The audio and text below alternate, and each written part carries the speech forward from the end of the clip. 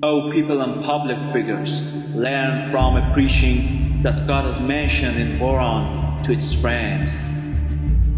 If you believe that you are representatives of God, if you have faith and you believe that you are addressed by Quran, do not be indifferent and sense that you have a task to do. Haven't you seen that God intensely has attacked and rebuked pledges of Christian and Jewish many times in Quran? For this reason, that although the men of God have seen injustice and corruption in government and society, and they have not said a word, why don't they protest and criticize out loud?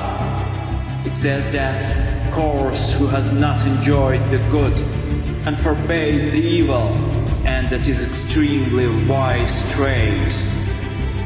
God has criticized and rebuked clergies of Christian and Jewish and previous religious men, because they saw tyrants in front of their eyes who had depravity, and although they saw, they did not say a word of objection. God has called these people infidels and has reprimanded them because of their silence in front of injustice, corruption and discrimination in the government and Islamic society. And why do you justify and ignore everything? Why are you hushed? The reason is that some of you want financial gains and exactly greasy foods on your tables to eat. You say, why do I need to bother myself and put ourselves in danger by enjoying the good and forbidding the evil? And some of you are frightened. But haven't you read in Quran that says, do not be afraid of people, governors and powerful bosses. Be afraid of me, God. Have not you seen this verse in Quran? Have not you read the chapter of Tawbah in Quran that says, women and men have social guardianship and have the right to interfere in each other's businesses. God has given you this right.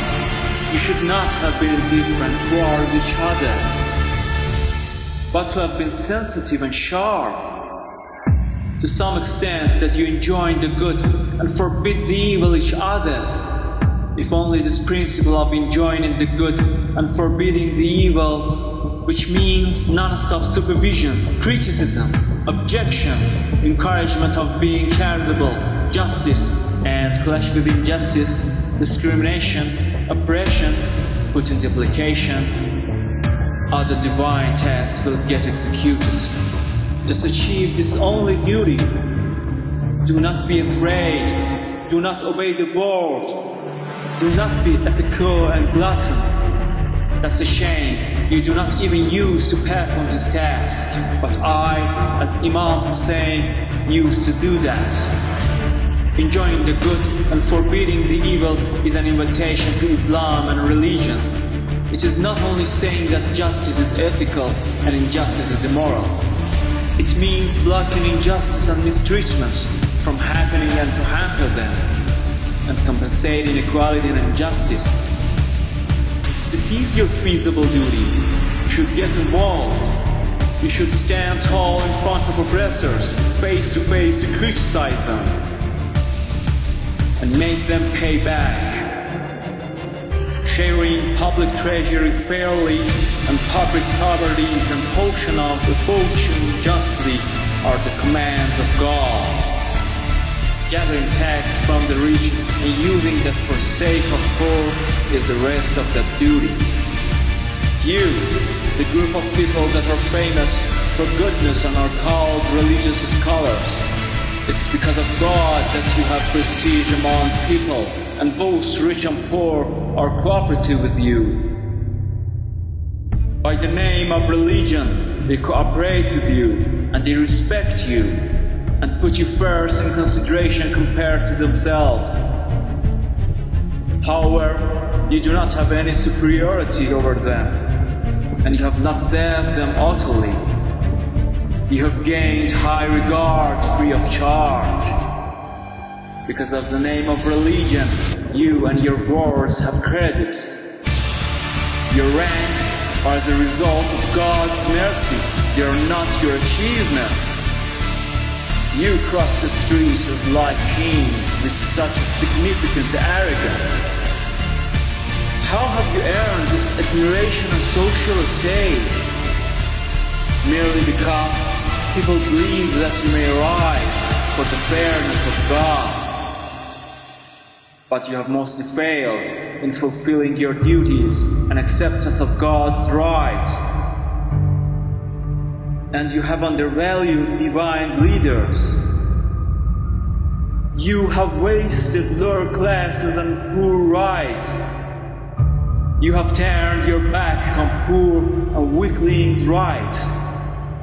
You have ignored these rights and have stood in silence.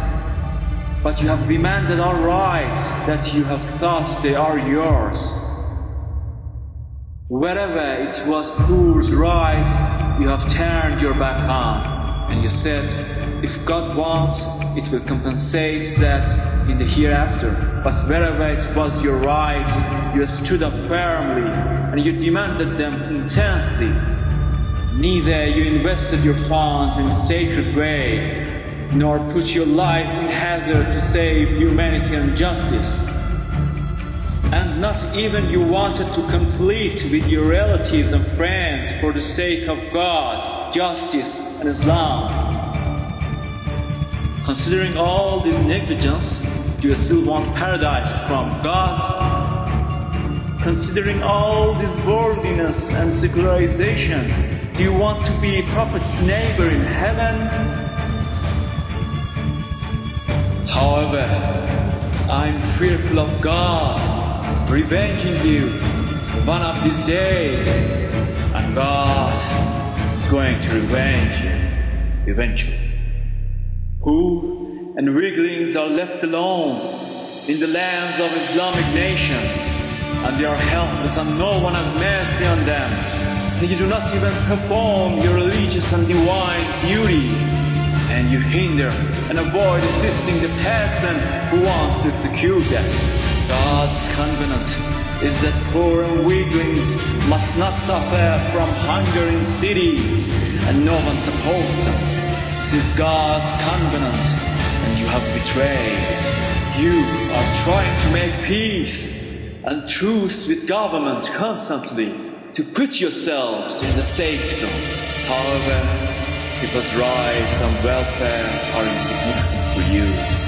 You just care about your rights and welfare. All these were God's prohibitions. You must leave what you have not.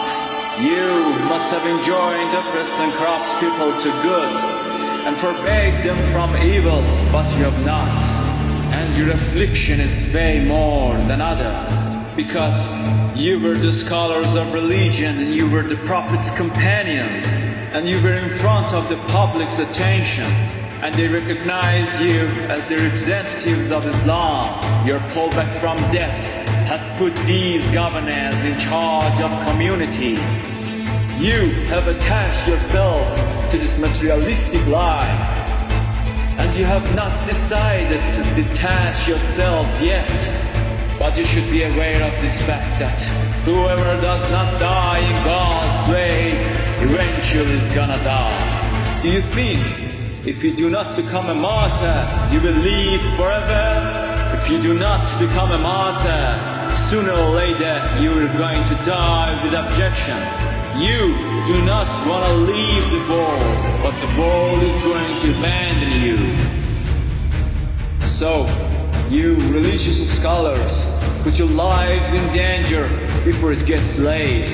Put your respect and application in the way of religion and values, and devote yourselves.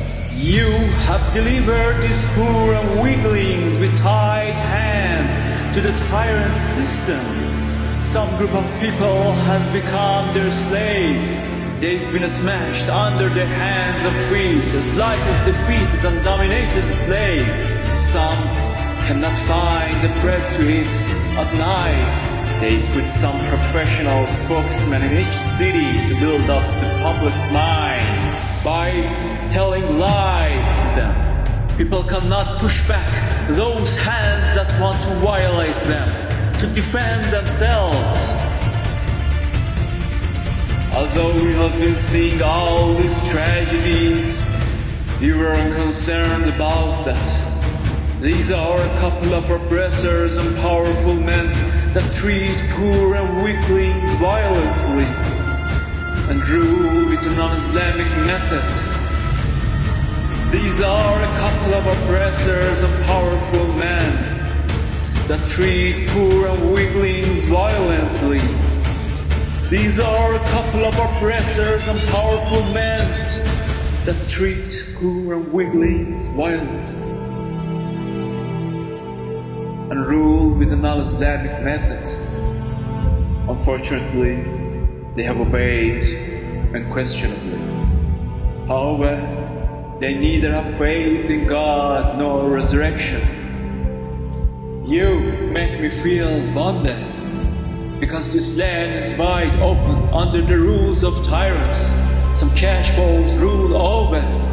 The government's agents have no sense of humanity, kindness and affection. And you are still in silence? Oh God, you know that our resurrection is not for the domination, breathing power, begging the bold and fame. We have uprising just for setting up the signs of your religion.